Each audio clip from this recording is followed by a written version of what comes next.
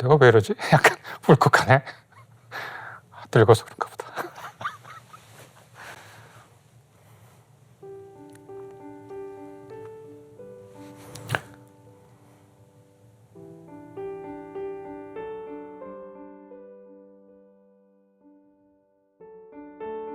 사람이 잠잘 때 수많은 꿈을 꾼다 그러는데 저도 며칠 전 꿈을 꿨는데 그 한 장면 기억납니다.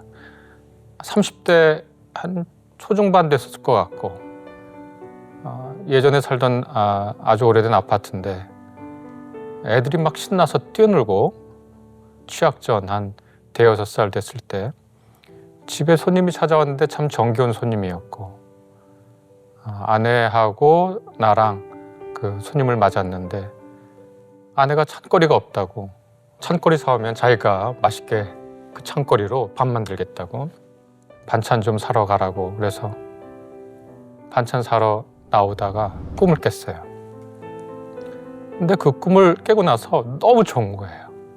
애들이 막 웃고 통통통 튀고 생명력 있죠. 아내는 언제나 그렇듯이 밝고 활기차고 긍정적이고 손님도 참 반가운 사람이고 그리고 그 손님을 대접할 어느 정도의 돈도 있는 거예요. 근데 거기서 끝났어요.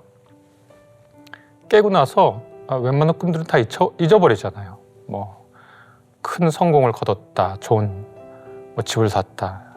깨고 나서는 다 이거는 헛된 꿈이구나 하고 잊어버리고 마는데 정말 아무런 특별할 것 없는 그 꿈이 너무 생생하고 너무 아름다운 거예요. 그래서 아내한테 얘기했습니다. 내 이 꿈을 꿨다고. 그랬더니 아내가 좋아하는 거예요. 내가 왜 이러지? 약간 울컥하네. 늙어서 그런가 보다.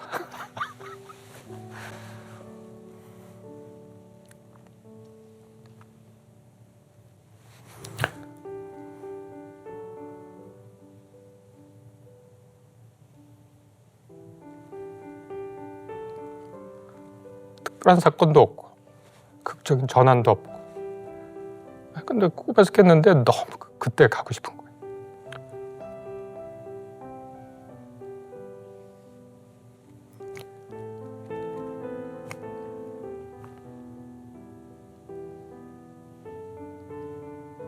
약간 쉬었다 할게요.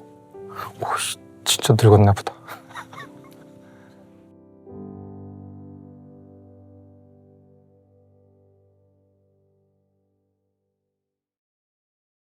어떻게 보면 정말 평범한 하루고 특별할 것 하나도 없는데 정말 그리운 거예요, 그때가. 뭐 젊음 30대 초중반에 제가 그린 게 아니라 그 장면이 마치 영화 포스터 스틸컷처럼 너무 소중한 거예요. 내 인생 소중한 순간들, 내 인생의 절정을 맞았던 순간들, 그런 순간들을 다시 떠올리는 일은 별로 없어요, 제가. 뭐 어떤 순간이 있을까 꿈꾸고 나서 생각해 보니까 결혼식 후 패백할 때 아내 업었던 일 그때 외에는 업어본 적이 없는데 그때 외에는 기억이 안 나요. 무슨 뭐 박사학위를 받았을 때 교수가 됐을 때 뭐 이런 성취가 아니라 그 장면이 가장 아름다운 거예요. 고등학교 때 저 가르친 선생님이 하신 말씀이 사람들이 특별을 좋아하지만 실제로는 평범이 제일 중요하다고 그렇게 말씀하는 거예요. 그 고등학생이 그거 알 리가 없죠. 그 말이 무슨 뜻인지. 여러분들 특별한 것을 사랑하지 말라고 평범한 것이 중요하다고. 그런데 이 평범함의 귀중한 가치 제가 찾아보니까 2014년에 한 교수가 연구한 건데 자기 클래스에 들어온 학생들에게 가장 평범한 오늘 있었던 일 쓰라 그런 거예요. 그리고 나서 한 7개월인가 다시 열어봤는데 가장 평범한 일을 썼던 사람들이 가장 기뻐하더래요. 이렇게 평범함의 중요한 가치, 평범함이라는 게 얼마나 소중한가. 이것들이 자꾸 희석되고 자꾸 사람들이 이 평범의 중요성을 모르는 것 같아요. 그런데 그렇게 하는데 우리 한국 개신교가 저는 좀 잘못한 게 있다고 생각이 돼요. 평범함의 가치, 평범함의 소중함을 자꾸 특별이라는 말로 바꾼 게 한국 개신교가 아닌가. 그래서 교회에서 하는 행사에 돌아보면 특별 새벽 기도회, 특별 집회, 특별한 은사를 사모하세요. 특별한 사명이 있습니다. 특별하게 부르셨어요. 하나님이 특별한 계획을 갖고 계세요.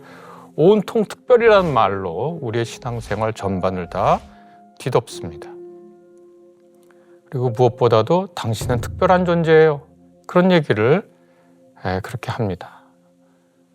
그냥 평범함이 지루한 분들에게는, 지긋지긋한 분들에게는, 또 누군가에게는 굉장히 위로의 말로 들리겠지만 당신은 특별한 존재예요 라는 말을 가만히 보면 이 말 배후에 평범할 수밖에 없는 우리들이 어떻게 몸부림치고 있는 것이 아닌가,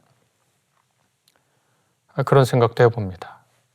그래서 우리의 신앙생활이라는 것이 특별이라는 신앙생활이라는 것이 우리의 일상과 평범의 가치를 조용히 희석시키고 있는 것이 아닌가, 그런 생각을 해봅니다. 근데 실제로 성경을 이렇게 들여다보면 온통 평범한 사람들 얘기예요. 평범하고 별볼 일 없고 보잘것없고 심지어는 그 사회의 못난 이들 이야기거든요.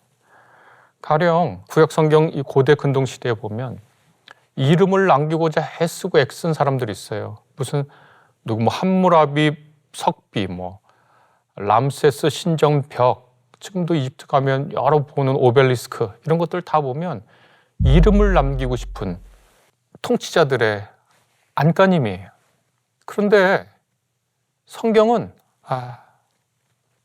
전혀 이름을 기억해 주지 않을 사람들, 그런 사람들의 이름을 오히려 기록하고 이름을 기록할 만한 사람들의 이름을 기록하지 않는 매우 독특한 책입니다. 출애굽기 1장 봐도 그런데 당시 이집트를 다스리는 파라오의 이름을 기록해 주지 않아요.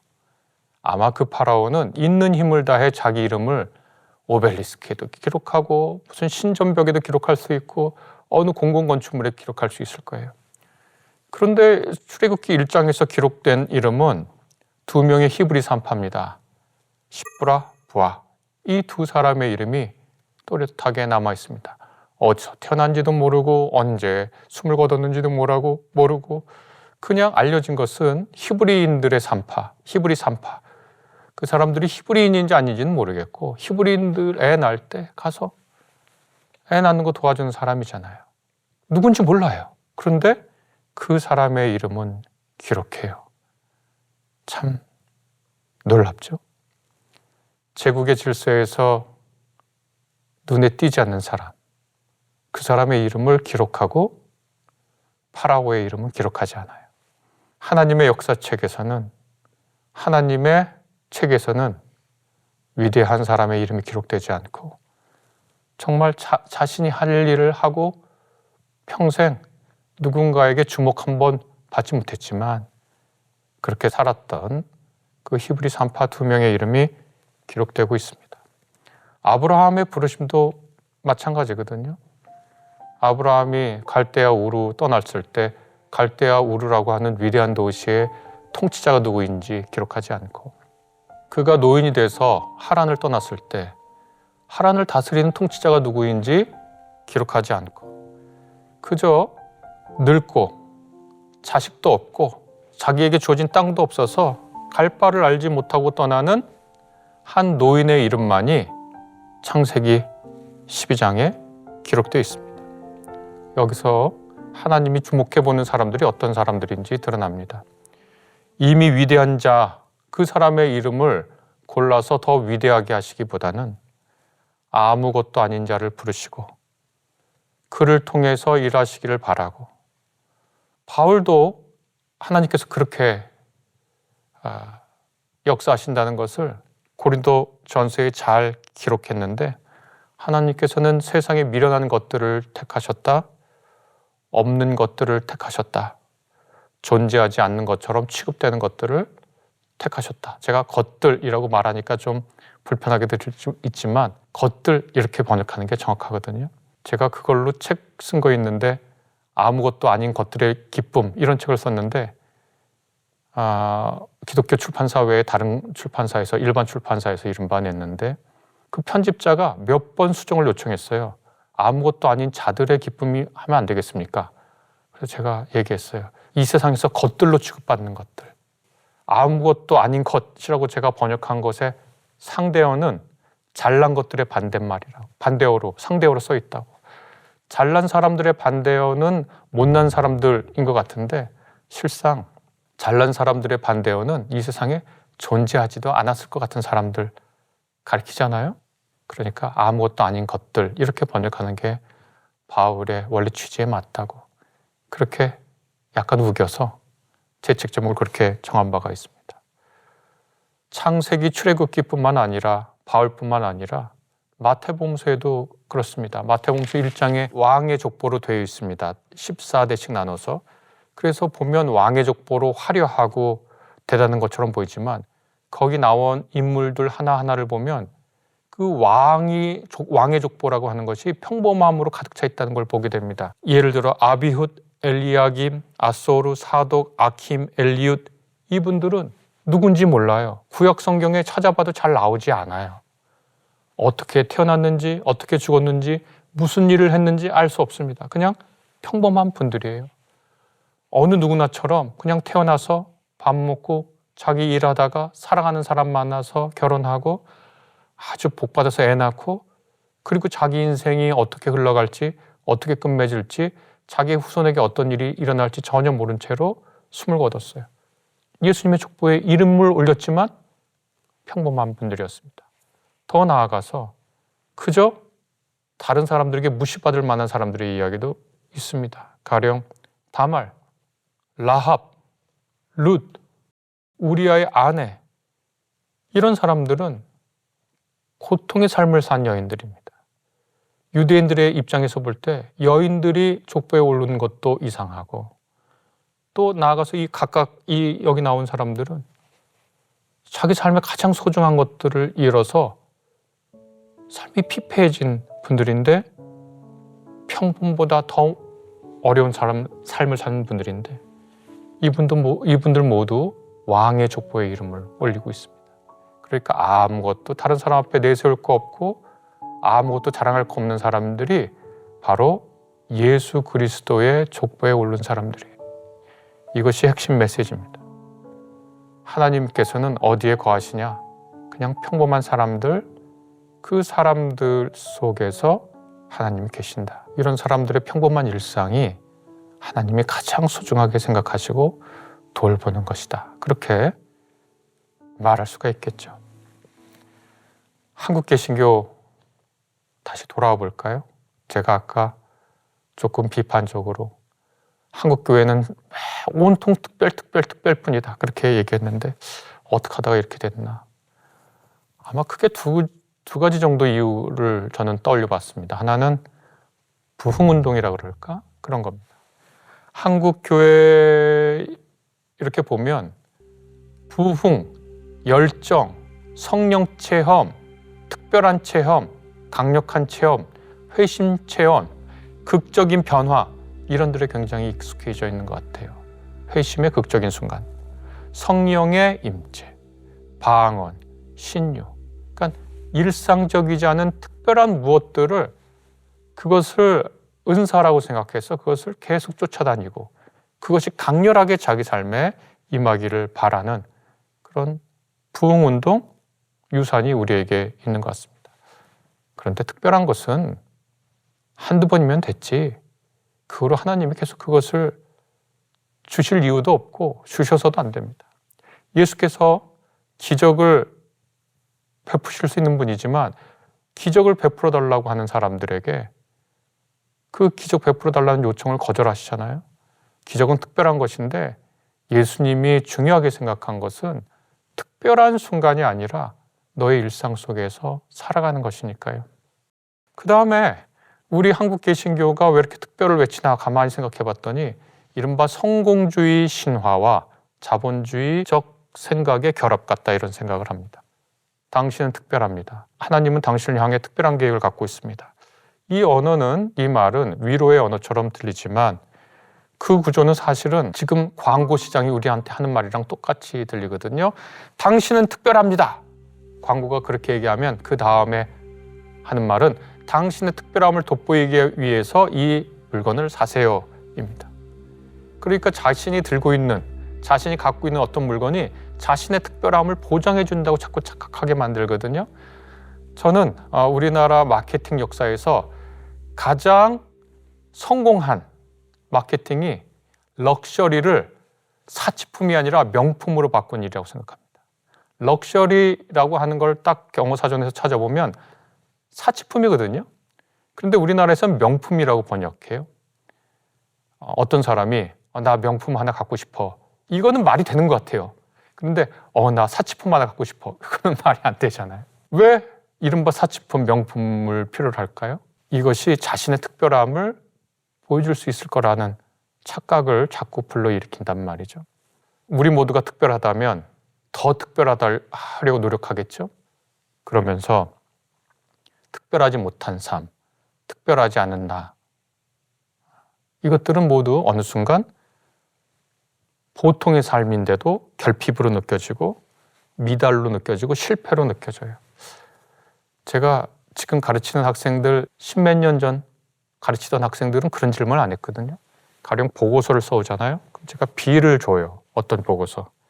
그러면 학생들이 예전에 와서는 보고서에 대해서 이런저런 여러 질문을 하는데 2, 3년 전서부터 아주 독특한 질문을 하나 해요. 이런 질문입니다.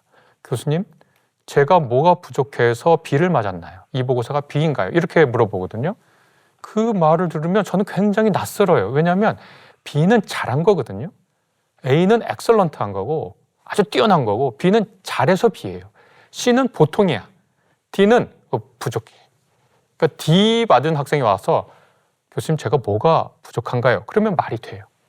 그런데 B 맞은 학생은 잘했는데 와서 뭐가 부족한가요? 그렇게 물어보면 아니, 부족한 건 아니라고. 그런데 B를 견디지 못하는 거예요. 요즘 하도 학점 인플레이션이 있으니까 제가 제 말이 어떻게 들릴지 모르겠는데 자꾸 그렇게 물어보거든요. 제가 뭐가 부족하냐고. 평범한 건 B는 부족한 게 아니에요. 그런데 자기의 평범함, 자기 보통의 삶을 결핍으로 생각하고 부족으로 생각하고 나아가서 실패로 생각하게 만들어요. 어떤 메시지가? 당신은 특별하다. 당신은 특별하다. 당신에겐 특별한 계획이 있다.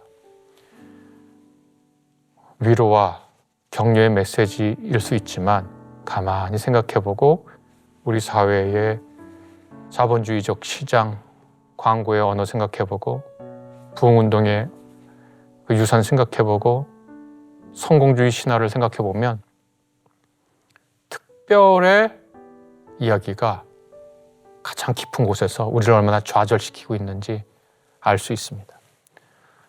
저는 여기서 우리 복음이 하는 말, 아까 아브라함, 모세 이야기, 출애굽기 1장에 있는 십부라 부하 얘기죠. 그 다음에 바울 이야기, 예수님의 이야기를 통틀어서 그렇게 얘기하고 싶습니다.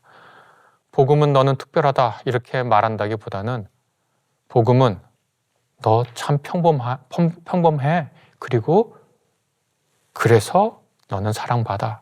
그렇게 얘기할 수 있을 것 같아요. 하나님이 특별하게 만드시는 거지. 특별한 사명을 위해서. 그러나 우리가 특별하지 않다고 해서 하나님이 우리를 사랑하지 않는 게 아닙니다. 하나님이 특별한 사람들만 사랑했으면 파라오를 부르지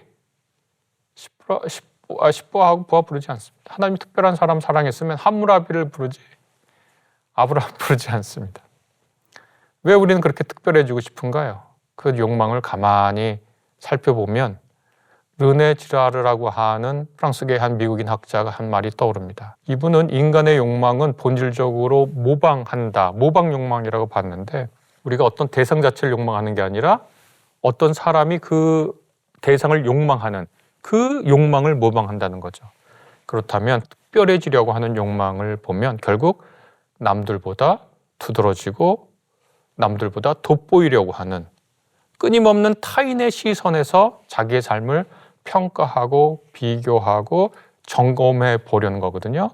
그렇게 되면 어떻게 되냐? 결국은 타인의 시선에 갇힌 감옥, 타인의 시선이 주는 감옥 안에서 사는 거예요. 절대로 행복하지 않죠. 절대로. 타인의 시선이 나를, 내 삶을 가두는 감옥이 돼버리고 말거든요. 특별해지려고 하는 욕망을 내려놓는 순간 우리는 자신의 삶을 살펴보게 됩니다. 평범함이 너무 소중하다. 일상이 너무 소중하다. 그런 생각을 하고 있으면 내가 특별해질 필요 없다. 그렇게 생각하면 타인의 시선에서 풀려나게 됩니다. 이제 남은 다른 사람들 옆에 있는 누군가는 더 이상 내 경쟁자가 되지 않습니다. 하나님께서 허락하신 나의 삶 충분히 살아갈 수 있고 저 사람도 하나님이 주신 삶 충분히 살아갈 수 있어요. 저 사람보다 특별해질 이유가 없으니까 내 저녁 밥상에 올라간 반찬 가짓수가 그 사람 밥상에 올라가는 반찬 가짓수보다 많다고 행복해지는 게 아니잖아요. 아내가 차려준 혹은 남편이 차려준 그 밥상과 그 광경이 아름다운 거지. 그래서 제가 말하는 이 평범은 무기력이나 삶을 대충 살아가고 아무렇게나 살아가는 말이 전혀 아니죠. 아이들이 통통 튀는 그 순간은 아이들의 생명력이 발현되는 순간이고 손님이 오는 것은 무정을 확인하는 평범하지만 아주 행복한 순간이고 창거리를 살 수 있는 경제적 여유는 내가 노력해서 얻은 거고 기꺼이 아름다운 음식을 차려주겠다는 아내의 마음은 사랑이 있는 거죠. 그러니까 평범은 절대로 그냥 이루어지지 않죠. 우리가 평범함에 깃든 그 수고와 사랑과 애정을 몰라본 것뿐이죠. 저는 성경 신앙 전체가 이런 걸로 차 있다고 생각하거든요. 창조도 하나님께서 일상의 리듬을 만드셨어요. 안식일 생각해보면 이 평범의 신앙이 얼마나 중요한지 드러납니다. 안식일은 무엇을 성취하려고 하는 인간의 욕망을 모두 내려놓는 거라는 거거든요.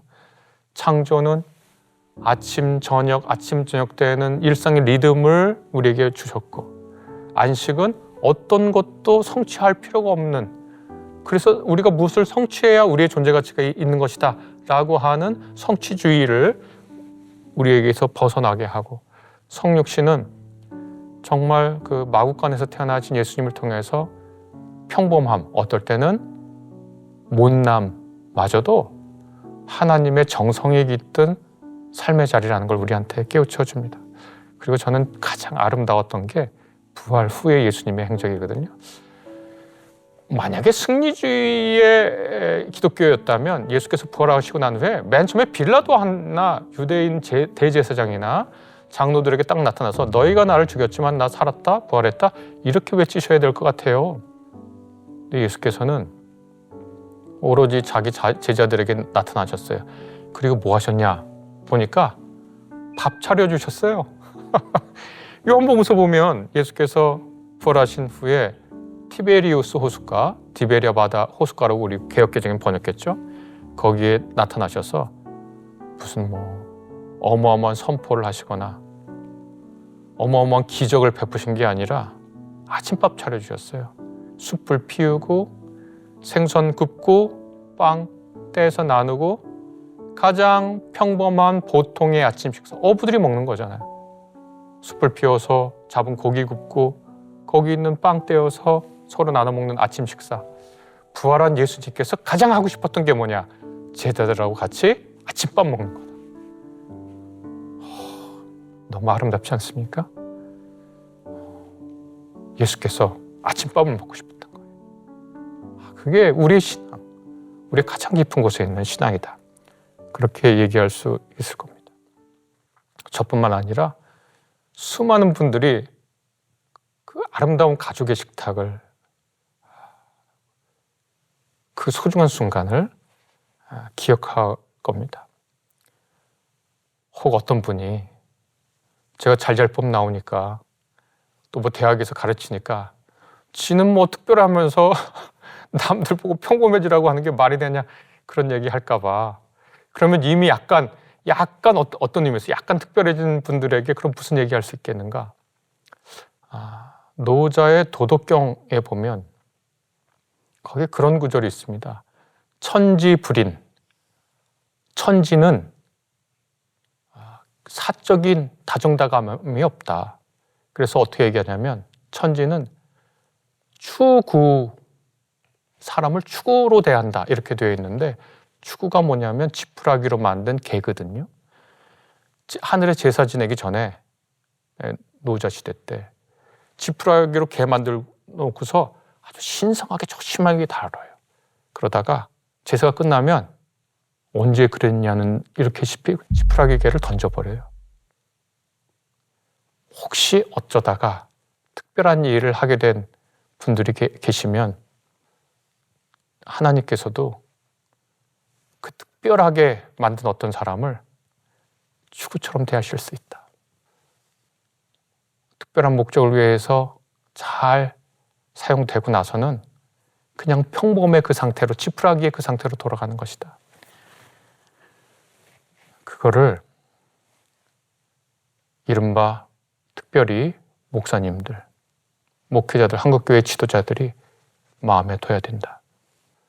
하나님께서 사용하시고 나서 평범의 자리로 우리를 돌려놓을 때 그 평범의 자리가 결코 낮고 천하고 미련한 자리가 아니라 원래 거기 아름다운 자리로 우리를 돌려놓으신다. 그 생각을 저를 포함해서 이른바 한국교회에서 지도자가 된 분들은 꼭 기억해 주실 필요가 있다. 그런 생각을 합니다. 우리는 모두 언젠가 어느 평범한 저녁을 사무치도록 그리워하게 될 겁니다. 그것이 인간의 운명이죠. 아마 우리가 숨을 거두게 될 때 저는 그 꿈의 장면이 떠오를지도 모르겠습니다. 그렇다면 우리에게 주어진 지혜가 있습니다. 지금 평범한 이 순간, 실은 가장 아름다운 순간이었다는 걸, 그래서 그냥 흘려보내기보다는 이 평범한 이 순간을 알아차리는 그런 신앙의 간파 능력, 이런 게 필요하다고 생각합니다. 특별함을 쫓느라고 우리는 우리 발밑에 놓인 것 같은 평범함을 짓밟고 다녔던 것 같아요.